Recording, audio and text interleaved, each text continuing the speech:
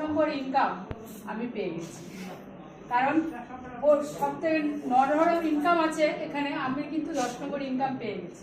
সেই কারণে আমি ভেস্টিজকে অক্সিজেন মনে করি, যে আমার শরীরের অক্সিজেন হচ্ছে ভেস্টিজ।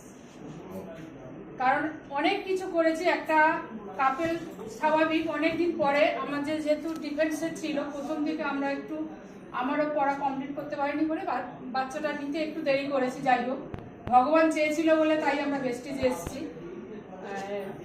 17 বছর পরে আমরা ভেস্টিজের সন্ধান পাই দেবী ম্যাম দিলীপ স্যারের হাত ধরে, দিয়ে আমাদের ফ্যামিলি ফুলফিল করেছি।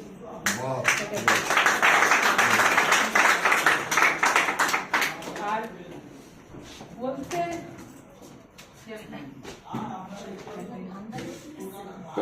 আমি বলে দিচ্ছি কেন কি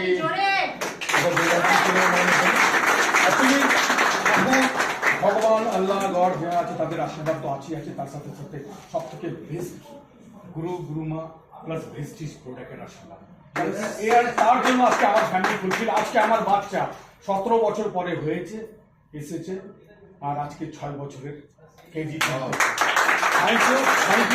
স্যার সাপ্লিমেন্টগুলোর নাম সাপ্লিমেন্ট ননি, গ্যানোডামা, ব্যাকসয়েল, তারপরে ফলিক আয়রন। তখন শতাবারি আসেন না, আজকে শতাবারি তো একটা বেস্ট প্রোডাক্ট উমেন্স হেলথের জন্য। সবচেয়ে বড় কথা, ডাক্তার ভগবান হয় এটা একদম বাস্তব। 4 মাসের বেলায় যখন ক্যালসিয়াম বললো, আমি সাহস করে স্যারকে জিজ্ঞাসাও করে ফেলি। স্যারের সাথে খুব ক্লোজ মতো আমি মিশতাম, কারণ পেশেন্টের সাথে ডক্টররা কিন্তু ক্লোজ ভাবে মেশে।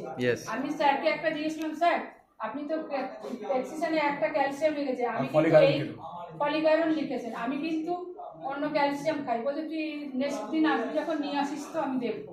আমি ওকে একটা কথাই বলে গেছিলাম বাড়ি থেকে, স্যার যদি আমাকে এই ক্যালসিয়াম খেতেও যদি না করে, ফলিক আয়রন খেতে যদি না করে, তাও আমি খাবো। কারণ আমি এতটাই বিলিভ করে ফেলেছিলাম যে, কারণ যেখানে আসছিল না, আইভিএফ করে আমরা মিসক্যারেজ হয়ে আমরা যখন বসে গেছি, এই প্রোডাক্ট যখন আমাকে পজিটিভ এনে দিয়েছে, সে আমার ক্ষতি করবে না।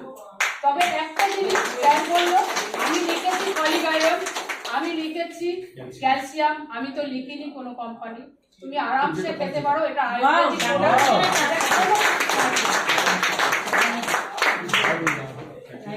Thank you.